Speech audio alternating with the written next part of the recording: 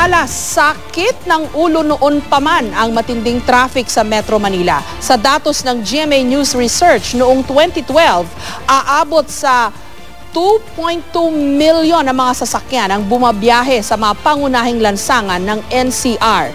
Pinakamarami rito, ito yung sinasabi ko kanina, mga pribadong kotse na tinatayang mahigit 1.5 milyon, habang ang mga pampasaherong bus na madalas nasisisi sa pagbigat ng traffic, pang-5 lang sa listahan. Patuloy ang pagdami ng mga pribadong sasakyan. Katunayan, ayon sa CAMPI o ang Chamber of Automotive Manufacturers of the Philippines, target daw nitong makabenta ng 210,000 pang mga sasakyan at sa taon lang na ito. Tiwala daw silang maaabot ito.